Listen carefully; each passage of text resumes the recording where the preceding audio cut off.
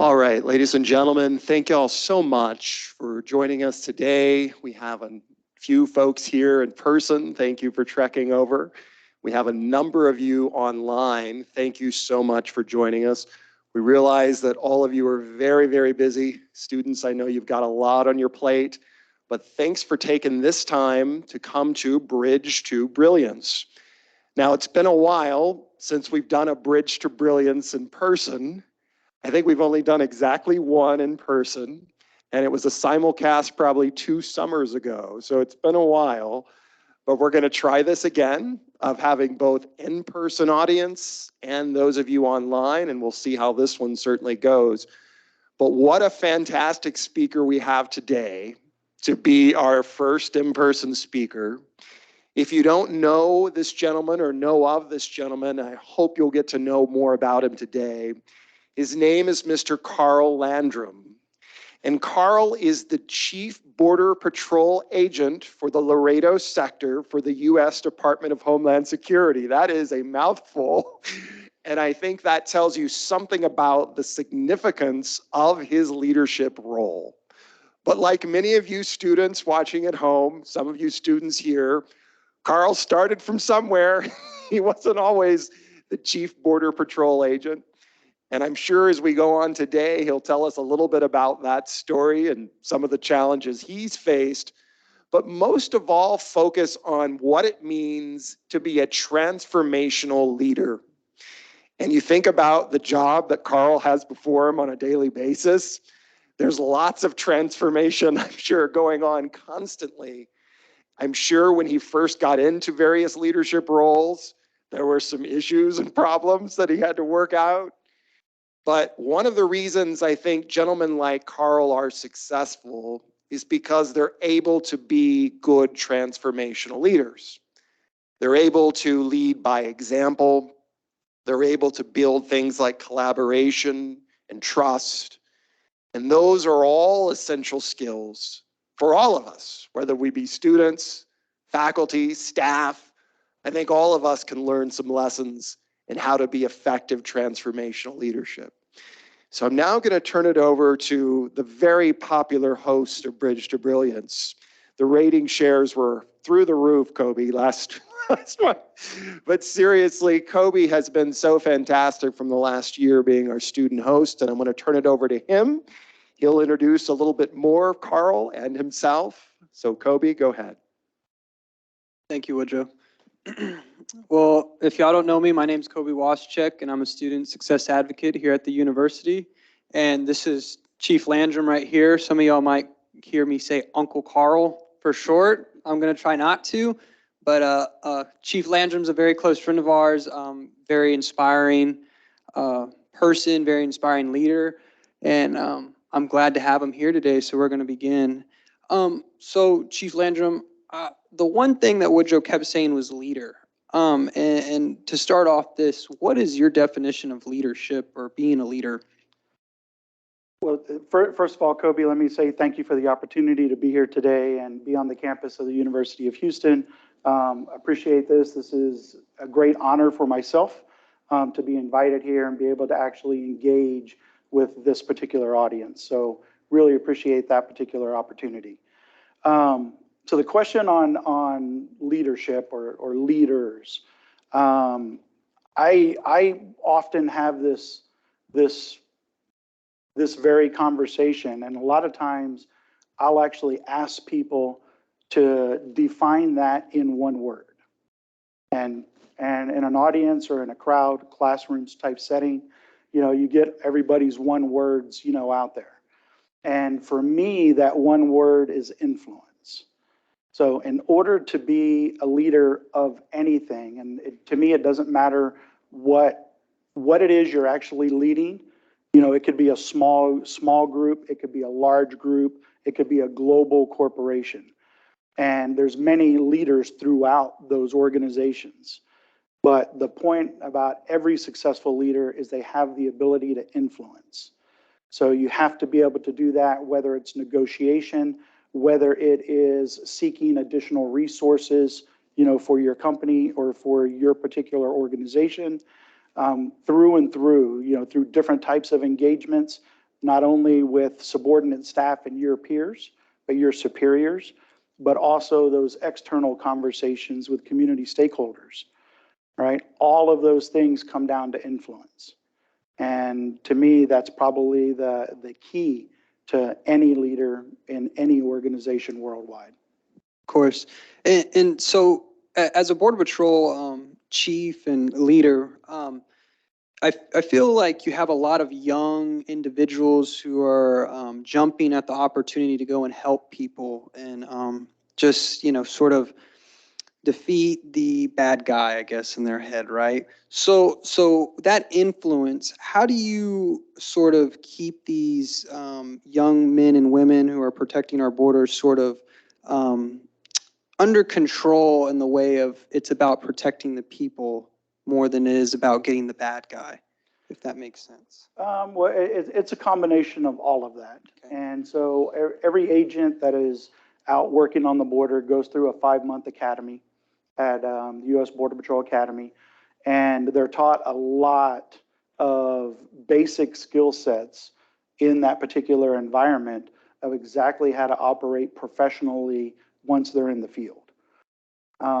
That whole idea of professionalism is something that is reiterated from me all the way through the ranks, all the way down to those base agents. So they understand all of that. And they understand that the work they're doing is border security and thereby national security. They also clearly understand the work they're doing is in a law enforcement scenario. And that law enforcement work is inherently dangerous, right? So they are very cautious about, what they do, how they approach scenes, and be able to do all of that, manage all of that, while also taking care of people. Because a lot of what happens at the border is dealing with people. So there's a lot of compassion that's involved in this particular line of work. You're not only, a police officer, you're also helping individuals, probably at their, most difficult time in their life when they need that particular assistance. Of course. And when you first came into the Border Patrol Academy and, you're sort of going through, were you initially thinking about just helping people, or did the sort of leadership role, was it always in the back of your head when you're coming in? Well, I mean, from the idea of demonstrating compassion, that's actually something that is included even in our entrance exam, even to come into this organization, whether candidates realize they're being tested on that or not. It is a category that they're actually being tested on. And in order to be successful in the hiring process, you have to be somebody who's able to demonstrate compassion. Okay. And when we're talking about helping these people and different stuff like that, I want to sort of shift into the drug cartel and different stuff along those lines. And my first question about that is the drug cartel more of a business, or would you classify it more as a terrorist organization? So you could look at some things both ways, with that. It is definitely big business. It is definitely a global corporation, especially when you extrapolate the individual groups or the individual cartels. And it doesn't matter what words you want to use there. You can say gang, mafia. You can go through all the Hollywood terms, of what it is. But these are transnational organized crime syndicates. That's what they are. It's transnational organized crime. So it's not only the individual cartels that we operate near in the vicinity of, on the southwest border of the United States, but those particular syndicates actually spread out throughout the Western Hemisphere and around the globe. So it's definitely big business. One way to actually highlight that particular part of it is recently, and I think it was about 2 weeks ago, it was a very recent study that was published by the Center for Immigration Studies. They put out a study in the past 2 weeks, which anybody can go and find this and actually look it up. But that particular study is probably one of the most realistic accounts that I've seen over the course of my 26-year career of what is actually happening at the border. And part of that particular study is it highlights the fact that the cartels right now, at this time, are earning about $13 billion a year. So it is a major global corporation. And would you say that, the drug cartel sort of uses the same tools and tips on than these other Fortune 500 companies, if that makes sense? Do they use the same type of recruiting tools? Do they use the same maybe system of running it or anything like that?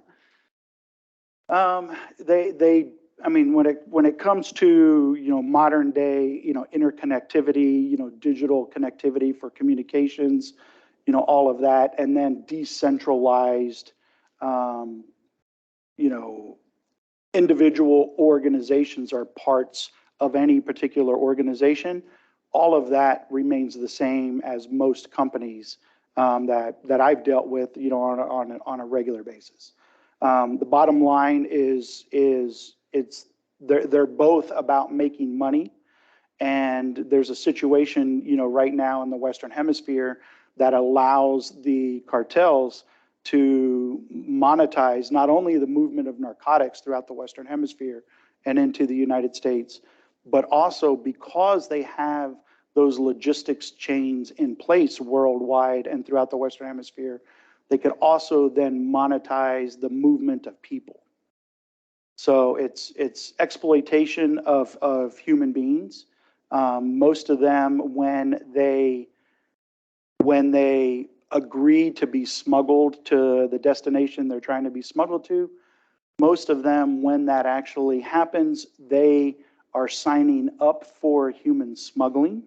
They are agreeing to pay a fee to get to a particular destination city. What they do not realize is that the cartels and then on into the United States, gangs in the United States, other arms of that whole transnational organized crime, other arms of that will continue to exploit people. And so some people can get pulled into the actual human trafficking side of smuggling. So beyond just paying the fee, sometimes that could be things like prostitution, all the things you see in the media about human trafficking, but it also includes in human trafficking, it also includes what legally is called debt bondage. All right, so when somebody is smuggled across the border, but yet they owe the cartel money, and then on this side of the border, they continue to increase that amount of debt that is owed, then at that point they are trafficked. That is actual human trafficking, and that is not just smuggling somebody trying to get from point A to point B. And growing up, did you realize these problems were going on, or were you always just, was it just in the back of your head? No, I mean, I grew up around law enforcement, so I had the general idea of, good and bad and how societies work and communities and the need to have actual laws and safety and all of that to keep communities safe, that particular understanding.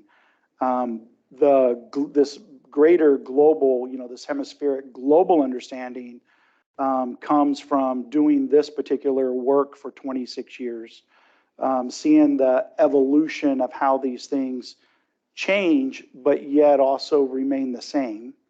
Right? There's some techniques that change along the way, but the end result remains the same. And then getting the opportunity to see the difference between things like border security, vice immigration policy, vice, drug policy. Right? Three clearly different things that are often conflated into one issue. Right? But a lot of the things, especially when it comes to policies can change over time. So I'll give you an example. In 1924, when the U.S. Border Patrol was founded, the primary mission of the U.S. Border Patrol at that time was preventing the smuggling of alcohol into the country. It was during Prohibition. All right, so things throughout the lifetime of this organization have changed and will always continue to change, you know, right? And everybody in the organization that I work for, we understand that. All right, we understand that we work for the American people, and the American people get to decide what it is they want from us. But the one thing that never changes, even though the way the job is done over time, even though that part changes, the thing that has never changed from 1924 to today is the fact that we do border security and thereby national security. So what it is that's being applied at the border, that part changes. But the border security on behalf of the United States of America, that has always remained the same. And you said you grew up around a law enforcement sort of community. So growing up, did you always want to do law enforcement? And sort of, if so, what would be your sort of tips or maybe your insight for people who want to do law enforcement at my age and want to go into it? So I would say this, family of law enforcement, even extended family and other places around the country as well. So I definitely grew up in that environment. Did I grow up wanting to be a police officer? No, I did not. I grew up wanting to be an accountant because I wanted money and I wanted different things than what I actually saw all law enforcement, you know, in my particular, you know, my particular family. So, I mean, that's the brutal truth of it is that, you know, I ended up in law enforcement, you know, right? A lot of people will gravitate toward what is familiar and comfortable. And you know, it's turned out pretty well. So I've been doing it now for a long time. Things career-wise, I think has turned out pretty well. So I think I made the right choice. And you know, in the end, it's all the work that, you know, at least for me and the work I do, it all comes down to service to country. I mean, that's why you do what you do when you have one of these types of positions. And that doesn't matter if it's at a federal level, state level, or a local level. It's still, you know, a commitment to particular communities, trying to make them safe so that people residing there can live the American dream. Of course. So your tip would be, you know, you need to make sure that you are doing it for the benefit of the people and not yourself so much. You're going to find a lot of things easier in careers whenever you start doing things, especially when you make it about other people and less about yourself. It becomes much easier to actually achieve accomplishment. You know, and it's also a lot easier when you approach things that way. Back to my original word of influence. You know, right? If I can get a group of people, you know, to come together and achieve a goal, then it's still, to me, that's a better situation than if I directed them to go out and achieve that goal, you know. Of course. And you go back to that word influence, and, you know, and your job is probably not the most easiest thing out there, right? So in times of crisis or when an agent gets hurt, God forbid, or anything like that, how do you use that influence to sort of control the situation and you so much not get emotionally attached to that situation to make the right decision? So a lot of things, whenever critical or chaotic, you know, situations like that actually occur, that involve a lot of immediate assistance, you know, first responder assistance. There's two things that you really, at least for myself, that I count on, you know, right? And that's autonomous execution and you know, leaderless drive out there. So everybody that works in our organization, both our agents and our professional staff, are all trained very well how to operate in particular situations. So as things occur, you know, you don't necessarily need the chief to respond to that critical situation out there. There's multiple levels of supervision and leadership out there that are going to handle that situation immediately.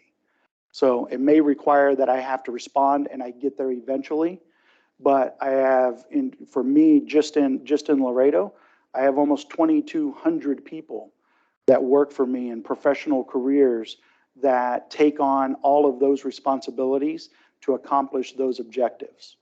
And my actual input on them, often the situations will be handled really before I even get an opportunity to actually provide input. Okay, and so you could be a great leader per se, but if you don't trust your, not employees, but the people you're over, right? If you don't trust them, it doesn't do you any good for you to have influence, right? So there's, you can put any group of people together and you can call them a team, right? That can be achieved. What I'm always trying to achieve is not just a team and not even just a good team. I'm trying to achieve a great team at every level. And I'm trying to achieve teams of teams in reality, right? Because you're operating over a large regional area to be able to do that. And for the four characteristics that really change a team from a good team to a great team is always going to start with trust. They must have common purpose. And then after those two things are achieved on a team, then they can actually go on to empowered execution and an actual shared consciousness across that team. So that team can operate autonomously when it actually needs to. So those four characteristics are what bring a team from good to great, in my opinion. And there are things that I really strive for and try to instill early on in any leadership role that I'm in, that those are the four things this whole organization, my whole organization, are going to represent and try to build. So I would bet if you asked anybody in Laredo sector, they would tell you those four things because they know them, because they've heard it from me, because they see it on my whiteboards. They see it when they walk into the office. They see it every place, everywhere. They're constantly reminded of that particular mental framework, that mental model of these are the things that have to be achieved to be great. So did somebody teach you that, or did you always know that when you first came in, those four rules? No, those four characteristics actually come from now retired General Stanley McChrystal, who wrote Team of Teams, and then One Mission after that, and then the follow-on book, Leader. And in my career, even though, yes, I've been in the federal government this whole time, I had an opportunity in a developmental assignment to actually leave what I do in the federal government and go to the private sector. And so I went and I actually worked for the McChrystal Group, General McChrystal's consulting firm, working with Fortune 500 companies worldwide. And while I was there, I served as his chief of staff for the time period that I was there. So I've learned a lot about leadership from him and from all the individuals that work in that organization. And then after that opportunity, I brought those learning lessons back to the federal government and have tried to instill them in and around everybody I work with in the government as well. Okay. And do you think that, being in that private sector, that was a big shift for your career? Or what do you think was the most defining moment in your career where you started going on the path towards, I guess, leadership or something along those lines? Well, when I first came into the Border Patrol, I came in 1996. Mm-hmm.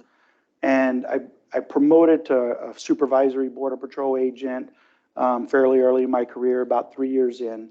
And so I was a supervisory Border Patrol agent. And then we all know that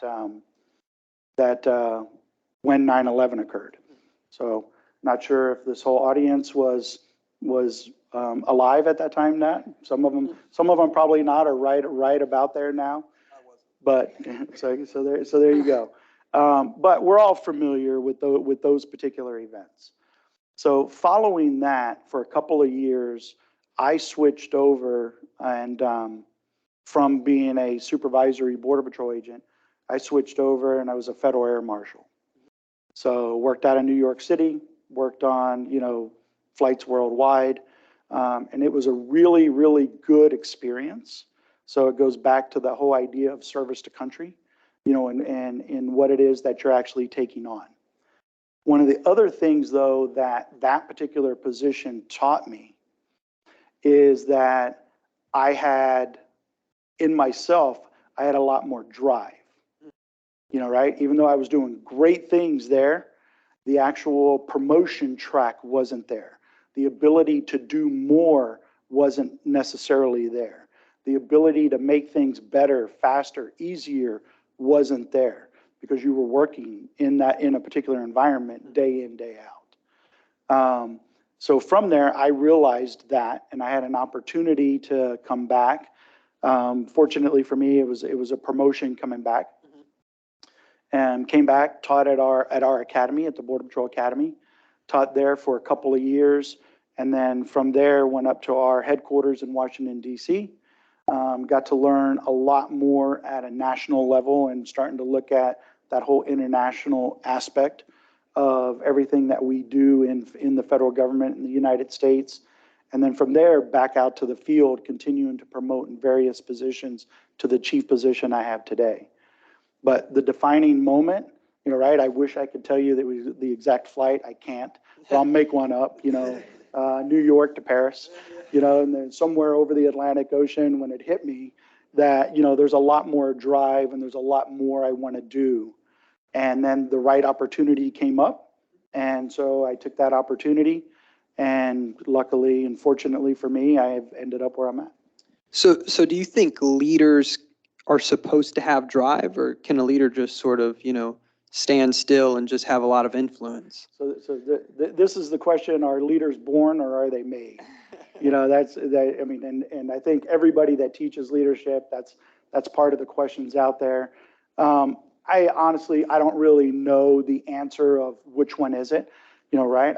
I think there's a lot of it that is innate. I mean, you have to have a particular drive because, trust me, being in leadership roles is not all good. I mean, there's a lot of bad that comes in leadership roles. There's a lot of mistakes to becoming successful, that actually happen.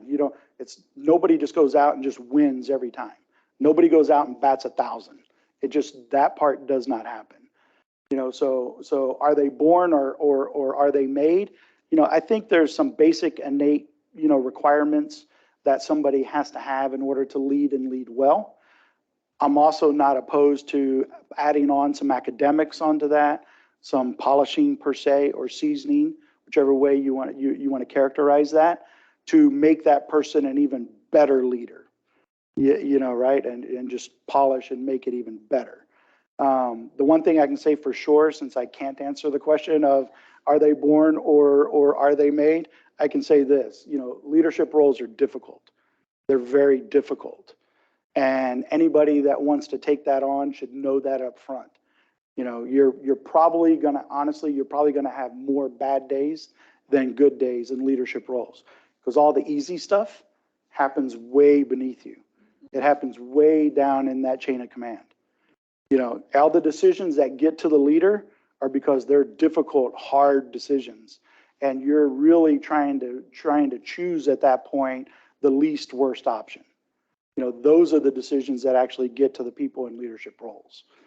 They don't get to make the easy, good decisions. And so we have a lot of, parents and students that sometimes have it rough in college. I know you got your degrees, and you can have bad days in college. So my question is on those bad days, what sort of keeps you going? Do you have a why, or is it just more of a discipline aspect of it, or what do you think? The answer to the why part of it really is service to country in what I do every single day. It's the ability, it's that general satisfaction that you get knowing that you've provided, border security and national security to the United States, which I would say is probably the best, most powerful country that this world has ever known. And I often have this conversation with agents who look at the work they do as just, they come in, they get together, they listen to some advice in a muster, and then from there they deploy out to the streets or to their areas, and they go out, they work, and they go home. A lot of them think that that's what they do, and I'll often ask them a challenging question. And I'm like, is that what you did? Or did you actually come into work today and you deployed out to the field, and while you were there, you provided border security and national security, at least for a small regional area, on behalf of this country, help stabilizing the United States of America, which in turn helps stabilize the North American continent, this hemisphere, and thereby the globe. Like, which one of those two things did you go do today? Because I think it was the latter. I think you did the latter. So you think you can maybe undermine yourself on those bad days, and that might be what makes it bad? Well, I think bad days are bad days. That part is what it is. But I think you always, though, have to look at the greater good. You have to understand the greater good, and you have to look at the achievements toward that particular objective. So that's not only, what I do in government, but that would also apply in the private sector. I mean, every company out there, they didn't bat 1,000 either. They're not just having wonderful days day after day after day. There's bad days there also, and you grow from those experiences, and it'll build a lot of character, and it'll make having to deal with like-kind experiences in the future easier to handle. So I'm sure you'd say those failures made you who you were today more than the wins did. 100%. And I think anybody out there who's being honest about it will talk about what they've learned from particular failures along the way, and that adding more value than the things you got right. If you just think about those two things, in your head, you're gonna put a lot more thought, a lot more deconstruction of something, of where something actually went bad and how to improve that situation in the future. You're going to do that from things that went poorly. You're not going to do that from everything that went well, right? Because it was great. Yeah. You can look at it also as like two teams. So take basketball teams, right? You have 5 guys and 5 guys on each side. They both think they're going to win today. Their staffs and coaches all think they're going to win today, right? They take the court, and then at halftime, what are they doing? They're in the locker room redrawing plans because it didn't go the way they wanted. Right? Those that are ahead are probably just saying, keep doing what you're doing. You're winning. But those that are behind, they come out with a whole different game plan. They put a lot more thought into what's going to happen in the second half.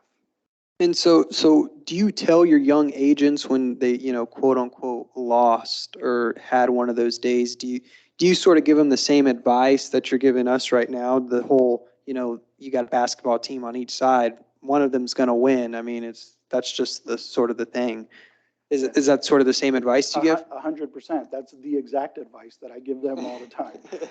That's exactly it. And it's also, with teams of people. So, I'm the chief, and I sit, at a sector level for us. Mm-hmm. And then below that sector, around the whole entire area, you have different stations all over the place. Mm-hmm. So these are like their own police department in a frame of reference everybody can understand. Right? So it'd be like Victoria Police Department and Goliad, Police Department, and Houston Police Department and San Antonio Police Department, but they all report to one sector headquarters. Mm-hmm. And so it's a very large, organization. If you look at the I'm a chief patrol agent, but basically, if you looked at it from private sector perspective, I'd be the equivalent of a CEO that oversees about a $450 million corporation. Okay. All right, that takes a very large apparatus, very large staff to be able to do that. And all of them, whether it's the leaders or the agents that I go talk to in the field, they've all heard me tell the stories of, when we talk about, empowered execution and shared consciousness on that really great team, they've all heard me say, go out and do the work. It's not, you're not going to bat 1,000. You're not always going to get it right. Every now and then you're going to skin a knee. It's going to happen, right? But we get back up and we get back into the game. And they hear that from me not only when things go badly, but they hear that from me up front. I talk about that all the time. You know, right? Everybody that works for me knows that we're not all going to have the best days. But in the end, we're going to be in the best possible position we can be in as an organization, providing the service to this country that we do. Yes, sir. And through all your leadership experiences, do you think you had the same mindset in each one, or is it always a different mindset going through? No. So I don't know if you guys would have you guys ever taken a Myers-Briggs at this level? Taken Myers-Briggs? Okay. So I'll talk about this because this was interesting for me.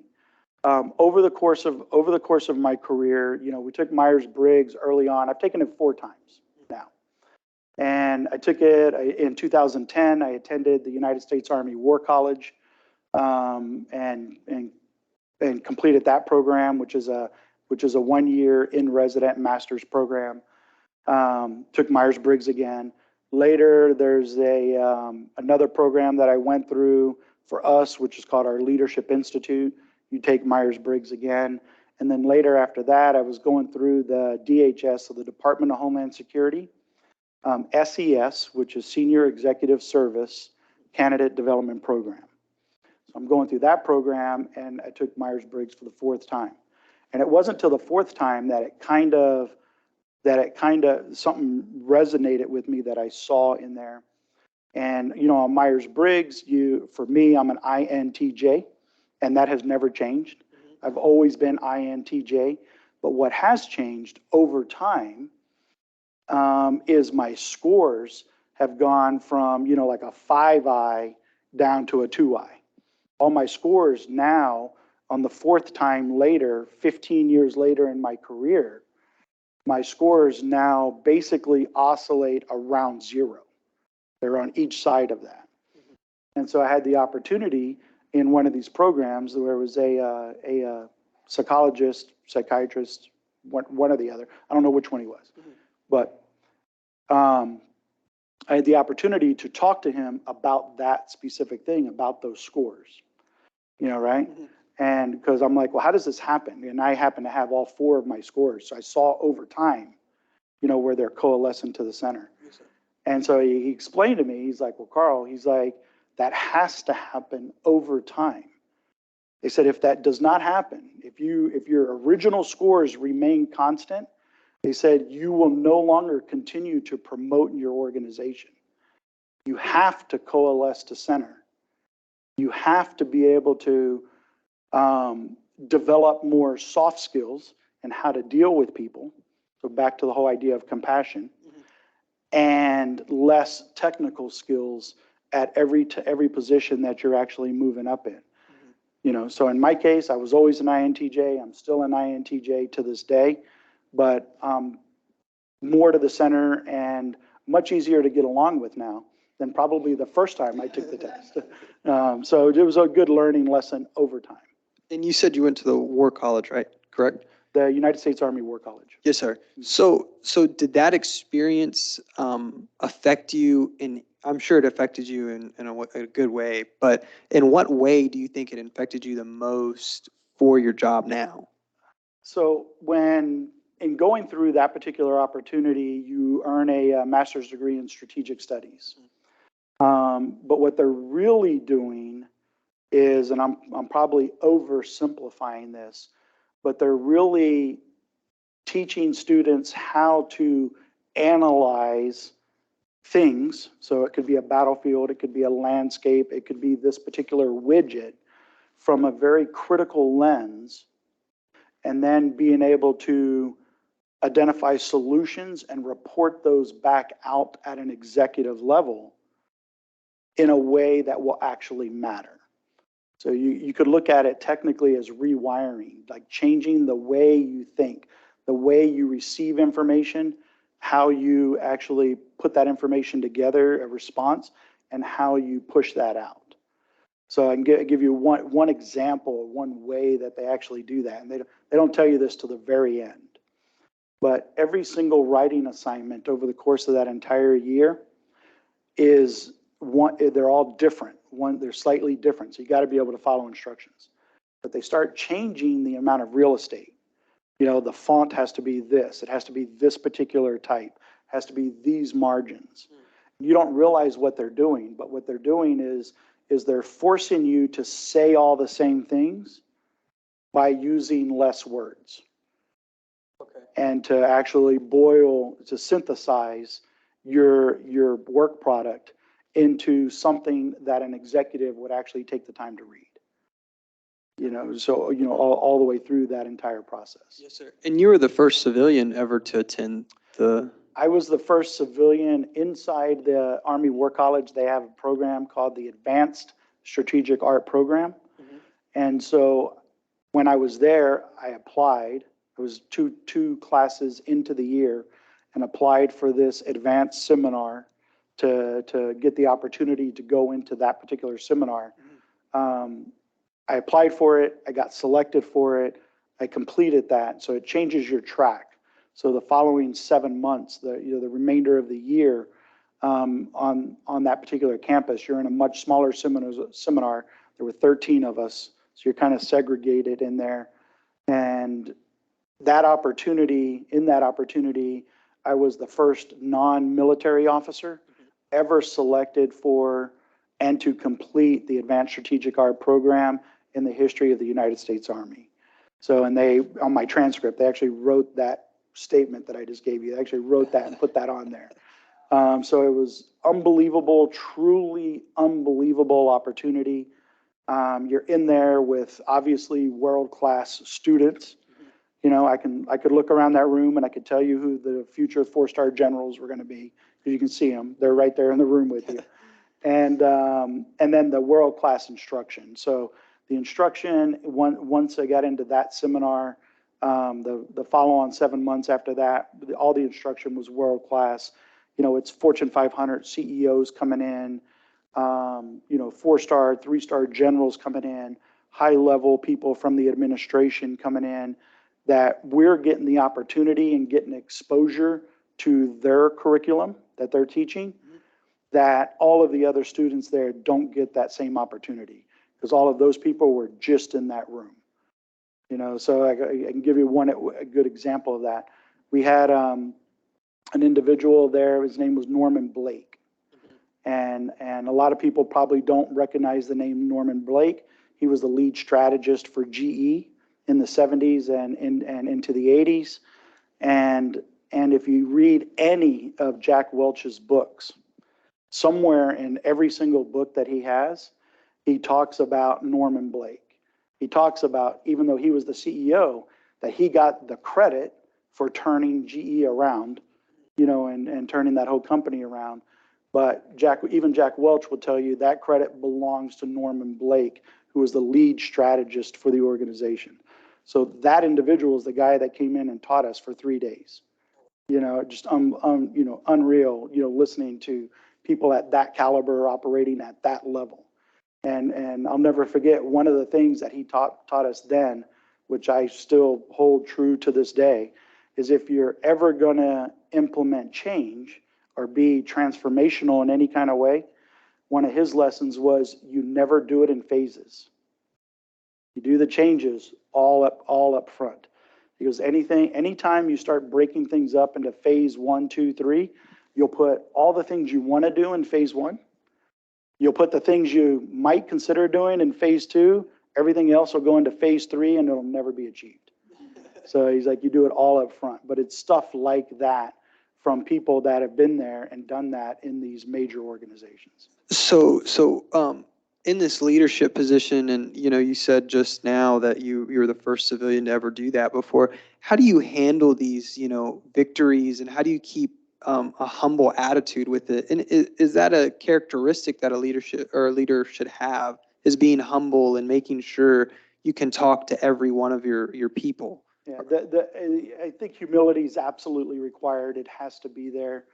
You have to be able to, you know, go to the field and actually talk to individuals. Same would apply in a Fortune 500 company. You got to be able to go to the factory floor and actually talk to people. I think General Colin Powell says it best, and he has a famous quote where he says, the day your soldiers stop bringing their problems to you is the day you stopped leading them. So that goes to that open communication. Even though you're a general, and you have troops in the field, you've got to get out there and walk the field. You have to be out there and be with them. They have to see you doing the things you're asking them to do. So humility, I think, is an absolute requirement. It must be there. And I think the more of it you have, probably the better leader you're going to be. Do we have any leader positions in here in the university, or supervisors or anything like that along those lines? Anybody in the chat? Do we have anybody who's like a manager of a certain role? Okay, well, either way, my question was, in a position that you have in law enforcement, it's a tough career anyways. So do you think the same characteristics as you are to, manage or be a captain of a baseball team, do those same characteristics follow into this career that you're in? Do they all have the same characteristics? Can you run a sports team like how you run a Border Patrol team pretty much? So I'll frame it this way, all right? And this is something that I actually do with audiences quite a bit. So I'll ask audiences, and no audience has to, they don't have to give me the answer, to what it is I'm going to ask. But I'll always ask audiences to think back over their entire lifetime, all right? And in their heads, think of the absolute best team they were ever on. Doesn't matter what it was. Could be 7th grade softball, it could be high school football. It could be you went to the Navy and you're part of SEAL Team 6. Doesn't matter what the team was, right? But every single one of us have that team. We all do. Everybody in this audience, everybody online today thinking about this, everybody has a team that they would love to go back to today. They might even give up what they're doing today to go back to that team. And then the follow-on questions I'll ask them about that is, well, what is it about that team that was so great? What did you like about it? Right? And we'll whiteboard these whole sessions out. So all the different answers start flying up, right? But it boils down to trust, common purpose, empowered execution, and shared consciousness. Those 4 things again. That's what made, those 4 things are what made that team great. And that's why they all loved being a part of that team. Whether they realized that it was those 4 things or not, they all had them. And after we have a discussion, they can now see them all. But the team's got to trust each other. You've got to all be working toward the same goal, right? So that doesn't matter if you're in law enforcement or Fortune 500 company. We're all trying to achieve a particular objective, right? Empowered execution comes from the coach. It comes from supervisors, managers, and leaders to empower those people to do their job. And then that shared consciousness comes in across that entire team, where everybody knows where everybody's going to be at a particular moment on the court. So look at an NBA basketball game and look at a blind pass. How did they know the other player was going to be there? It's a blind pass, right? I mean, obviously they didn't know, but they believed they would be. They believed that the clock was counting down and I had to throw the ball up toward the goal and somebody will be there to put it in. Right? I mean, and that same ideology conveys across everything we do as teams and as teams of teams. It conveys all the way through government and business. It doesn't matter. Every single person trusts each other when they're on a high-performing team. And those 4 characteristics are the difference between a high-performing team and just a team. Of course. Does anybody have any questions before I ask any more and bother Chief Landrum some more? You have a question? Okay.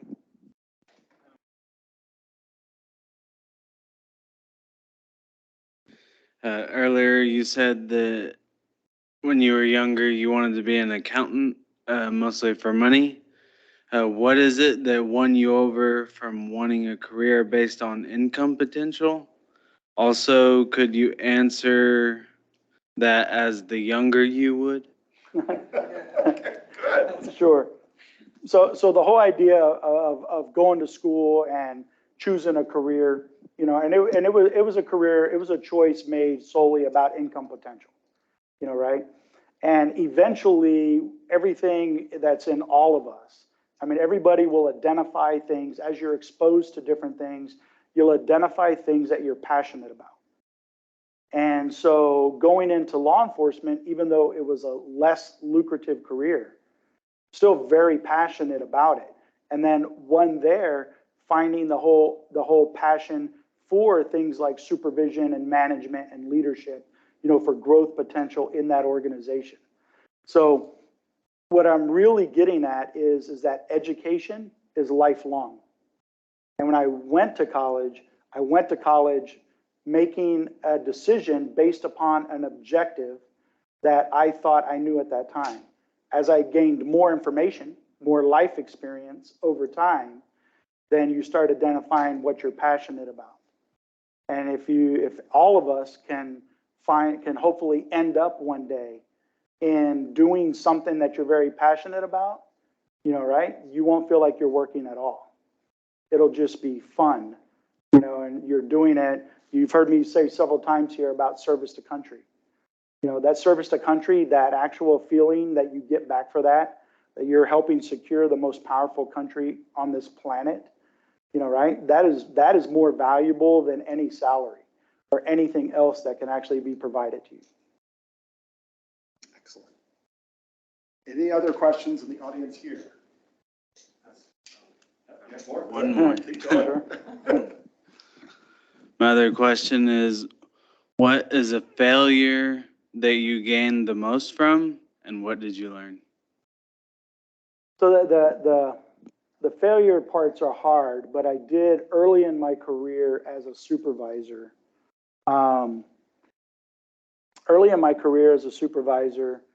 There was a particular like a disciplinary type situation, ongoing. And so as a supervisor, I'm constantly, doing the documentation and trying to achieve that particular discipline to correct that situation.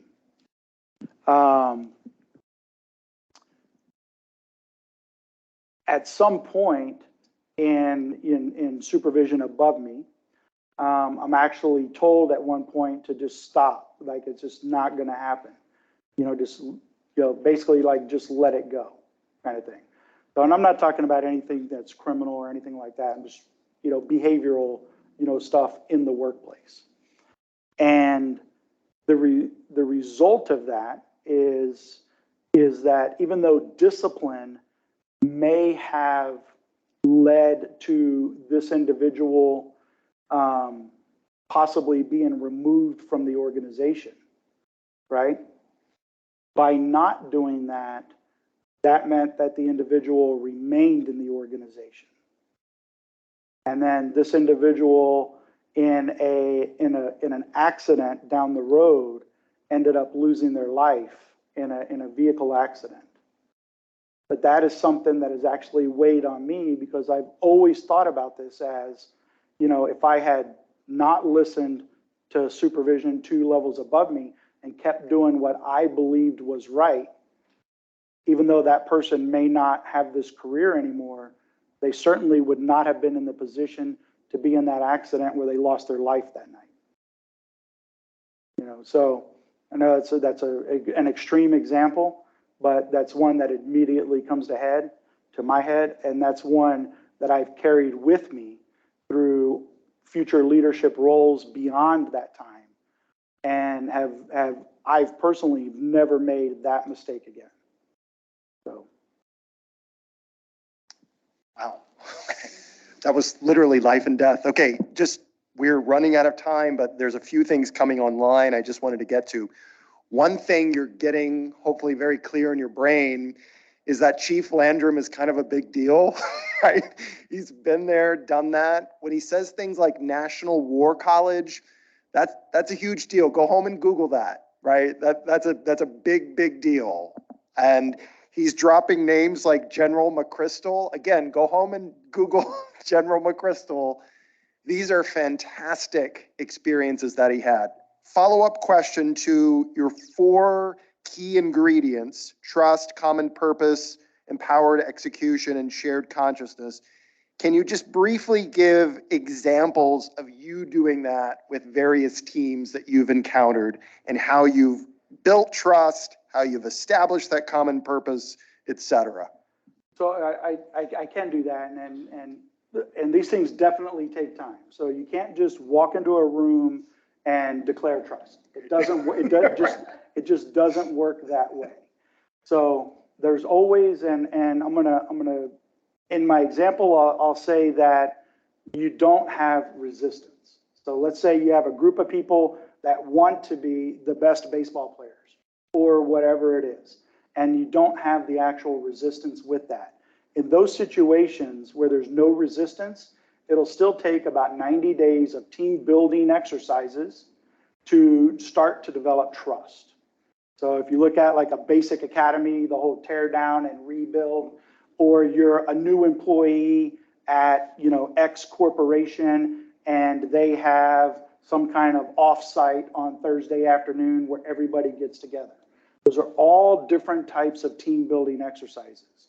And these things take about 90 days to develop trust. You must establish trust first, right? Once trust is established, that group of people can then move on to common purpose. The common purpose can be achieved in about the follow-on 90 days after trust is established. The key thing about ingredients 3 and 4, the empowered execution and shared consciousness parts, is those parts can come in either order, because you have a team that's now well-tuned and starting to operate like a high-performing team. Now you just have to teach them that they can do it autonomously by themselves without the leadership present at all times.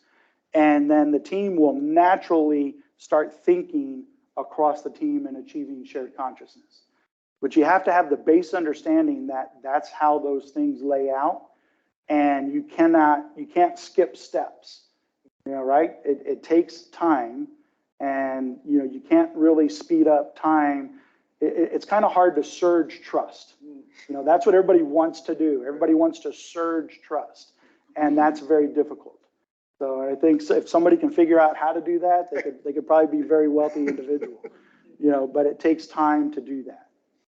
So pulling those things together. The other thing that I'll add to that, in a different mental model is I usually refer to this as a risk triangle. So if you came into my office at work, on my whiteboard, you would see this triangle there.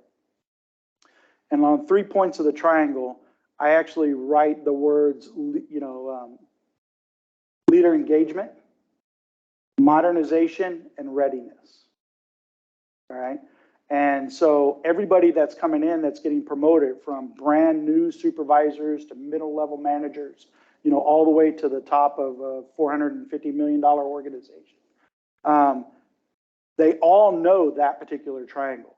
And what I explained to them in that triangle, and this is just my belief, is that anybody in any leader role, doesn't matter at what level, if you're a leader of any kind, you're going to spend about 1/3 of your time doing engagements, leader engagement. It could be things like this audience. It could be me meeting with a rancher, in the public. It could be me meeting with the mayor.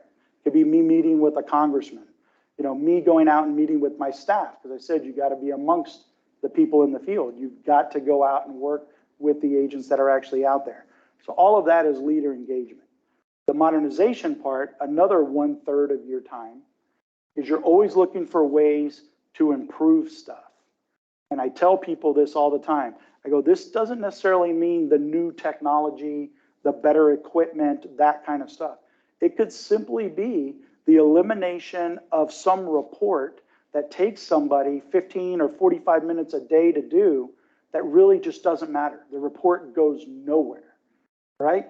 getting a supervisor, recognizing that and cleaning that up saves that person time, benefits the whole organization, and technically you've still modernized the process. That's as good as some new widget, you know, in my eyes. And then the whole idea of readiness. They're going to spend about 1/3 of their time in readiness. And readiness means the ability for any agent that we have or any of the pro staff we have, the ability for them to actually go out and win, go out and be successful right now on this shift, and then be able to go home. That could be a whole multitude of things. That could be providing them with the right vehicle. That could be making sure the tires on the vehicle are good. It could be making sure that all their certifications of all that equipment that they're wearing are all up to date.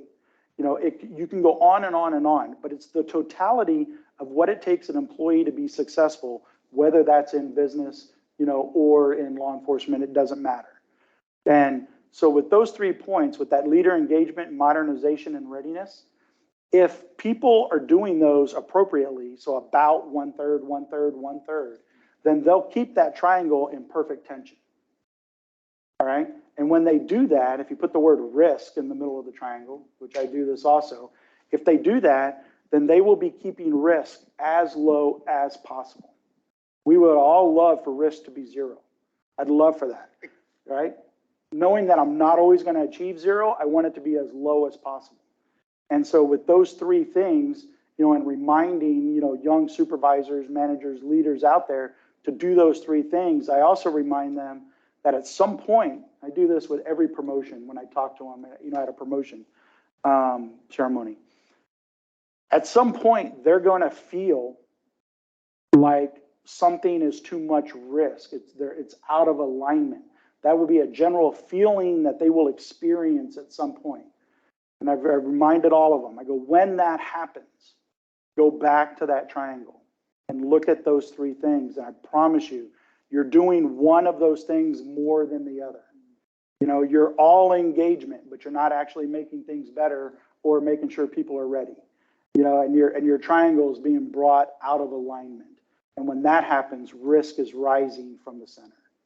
You got to bring it all back together, and you got to manage your time well to do all of those things efficiently to benefit not only the organization, but more importantly, I think, the people working in the organization. Wow. We are just at the end of our time, but I can't thank Chief Carl Landrum enough. I walked away today with some very new things. I know many of you are writing copious notes. We're all writing notes here. Those of you joining us online, I hope it was as equally valuable. I just want to say, not just on behalf of UHV, the state of Texas, the city of Victoria, but for all of us American citizens, thank you for what you're doing. It's not easy. You get sometimes criticism here, criticism there, but thank God for you, Chief Landrum. We really, really appreciate the work you do and for sharing these valuable leadership lessons with the students, faculty, and staff at UHV. We hope to have you back. Wow, wouldn't it be great to have him back? It's awesome. All right, ladies and gentlemen who joined us online, thank you all. We will see you next month at Bridge to Brilliance. Chief Landrum, Kobe, thank you so much. All right. Yes. Wow.